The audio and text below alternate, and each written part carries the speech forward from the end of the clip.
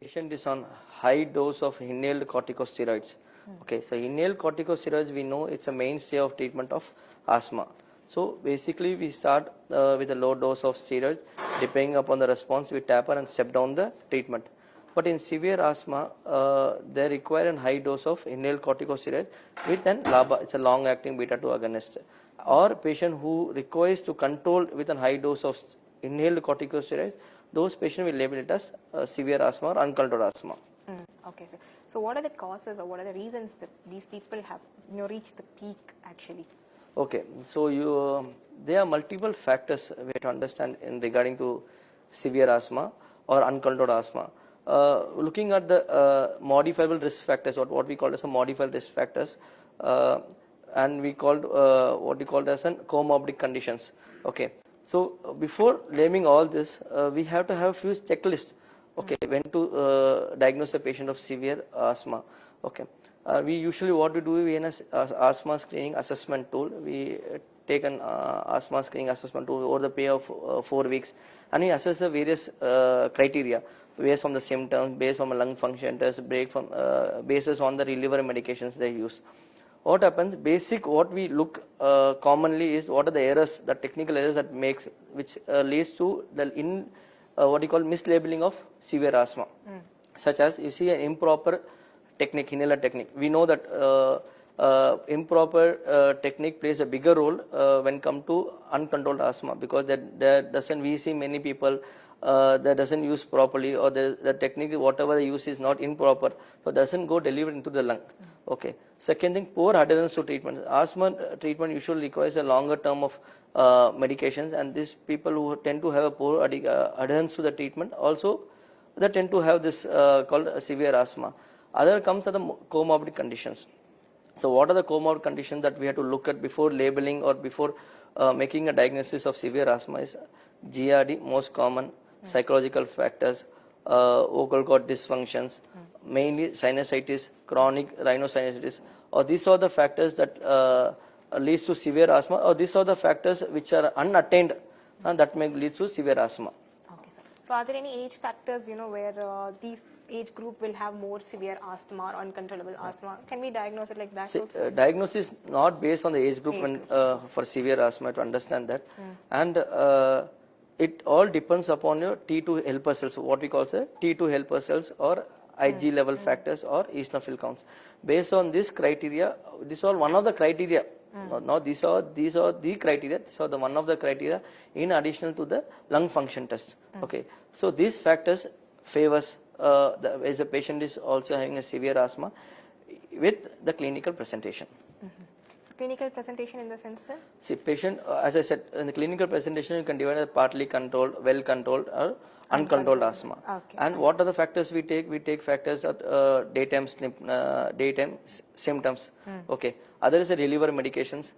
Usually, the new guidelines comes out, say that you should not start the patient with an reliever medication. We know, you call it SABA, short-acting beta-2 agonist.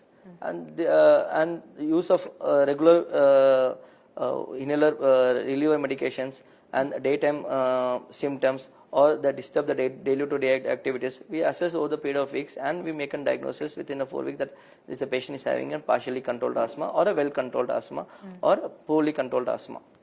Okay. These factors makes a suggestion that what kind of what phase or what kind of patient is going through. Okay, sir. So now, like I said, how do we other ways diagnose this, sir? Diagnosis asthma or severe asthma? Like both. So first we'll begin with the asthma, then we'll go with the severe asthma, so that we can show the difference. Yeah, sure. Most commonly, it's an asthma. Asthma is an atopic condition. Atopic in sense is an allergic disorder of the lung. Okay. When you say asthma, most of the asthma usually starts from the childhood.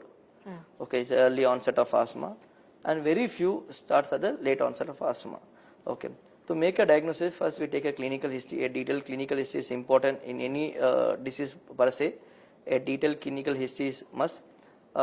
Usually presents with a chronic history of cough, chest tightness, wheezing, and some may have a nasal symptoms also. Okay, radiological finding should be normal. Then we do a lung function test based on the criteria. The important factors that we take in the lung function test are FE1, FE1 by FEC. Okay, these are the important parameters that we look into when you make a diagnosis of asthma. And other available modality are eosinophil counts. We take IG levels and FeNO, fraction XL of nitric oxide. There we assess the inflammatory markers of the lung, mostly eosinophilic asthma. So in this way, you can differentiate whether it is severe or No, normal. this way we make a diagnosis of asthma. Okay. For severe asthma, as I said, that in an uncontrolled asthma, a patient who requires a maximum dose of inhaled corticosteroid, okay, or who's on being on long term of oral corticosteroid, or who have a frequent exacerbation, and with the biochemical, with the lab parameters shows an increased level of IgE or eosinophil counts, okay. Then we make a diagnosis of severe asthma. But before making a diagnosis of severe asthma, we have to understand that first you have to make sure that technical errors what patients have been doing that need to be corrected. See, important part just when you call a severe asthma to understand that this severe asthma, what we call when we just keep on increasing in dose doesn't mean the patient is having a severe asthma until and unless you check them the technique are correct. Okay, what inhaler you have to make sure that every treatment is customized. You can't one size doesn't fit for all. Doesn't mean that every inhaler fit for all. Exactly. Okay, we have various types of inhaler. Like we have a dry powder inhaler, metered-dose inhaler, turbo inhaler, now auto inhaler. Depends upon the patient. It's an elderly person or an young child or is a middle age or he has some paralysis issue. Okay, depending upon the patient, we have to decide upon the device.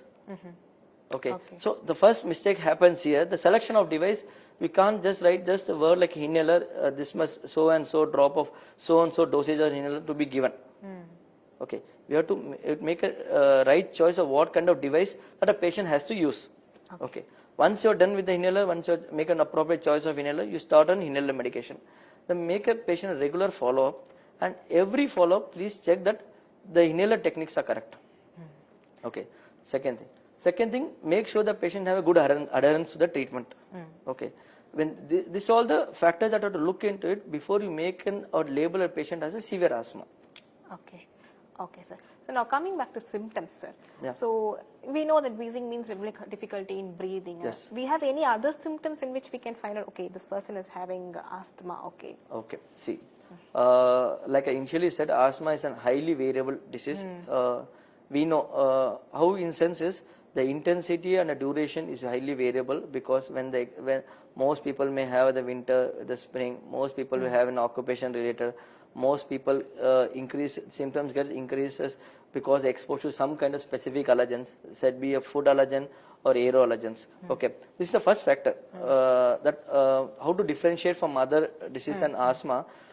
This is mostly a seasonal variation. Second thing, they have a nocturnal symptoms, specifically nocturnal symptoms in says the symptoms peak at early morning 3-4 where they usually have a present with saying typically sir early morning I have a cough, I have a shortness of breath at the early morning.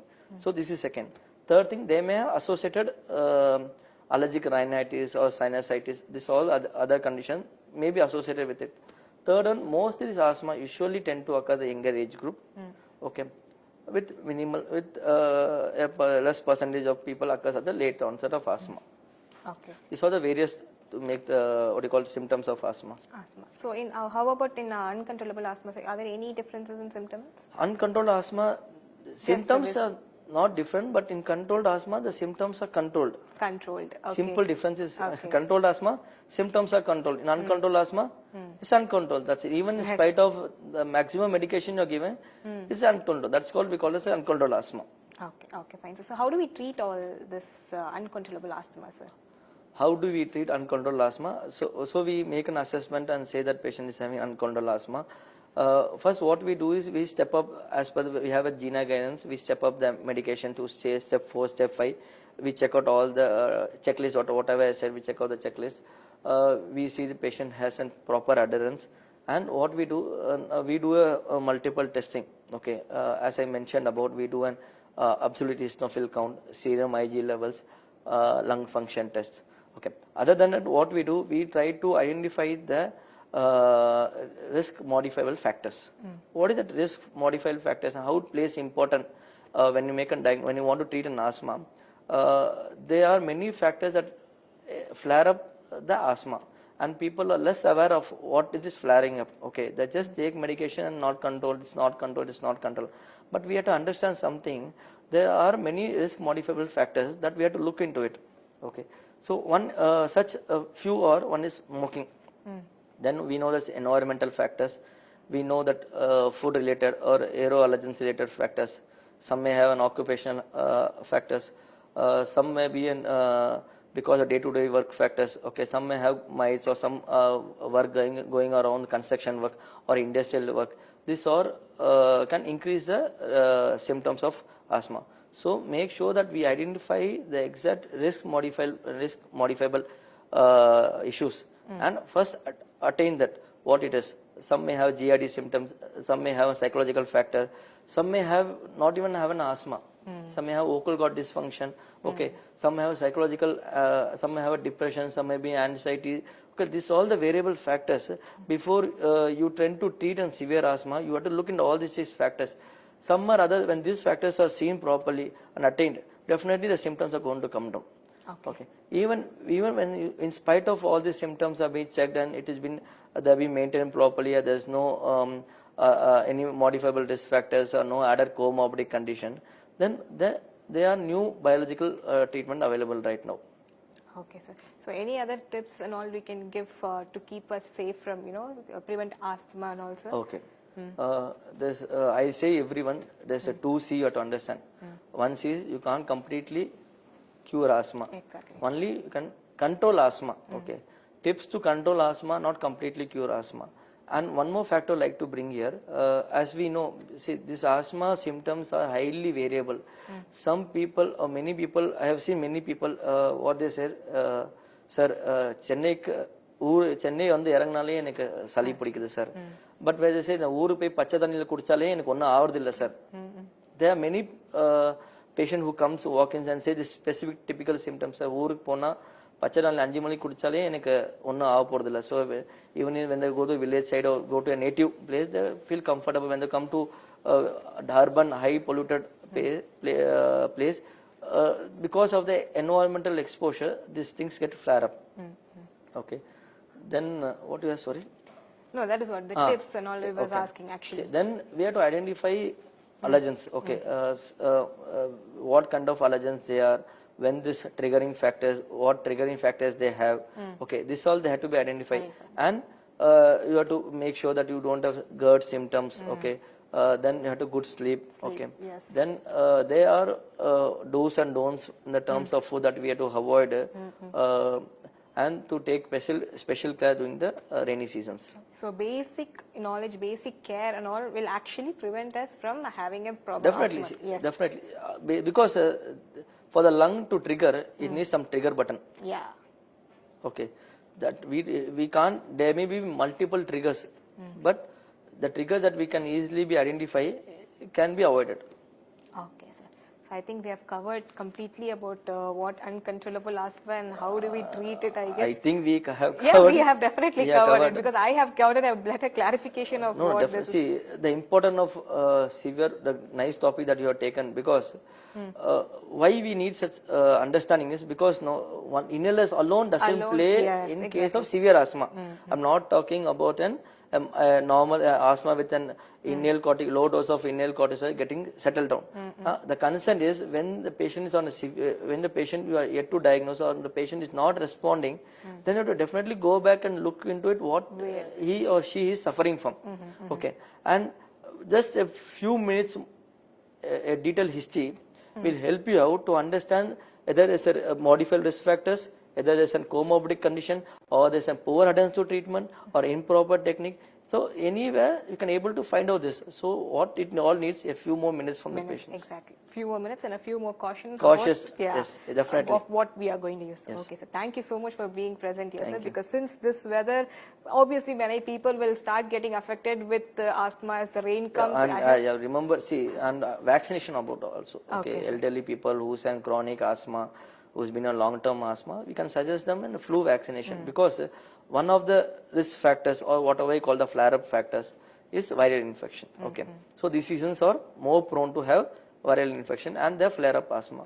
So flu vaccination will tend to definitely lower the what you call incidence of all this flare-up and this infection. So I will suggest that we this season or usually start from July ending August. So any elderly people on chronic asthma, any chronic lung disease or respiratory disease, to have the flu shot to nearby clinic. Yes, that is actually very good to know, you know, because we have elderly people who are actually suffering during the rainy time, and we are happy to know that there is a vaccine to, you know, prevent us. Yeah, definitely a vaccine has a key role in such conditions. Okay, sir. Thank you so much, sir, and thank you, viewers, for being present here. And I think today's session was informative for many people, and so we'll meet up next week with a much informative session. Thank you. Thank you.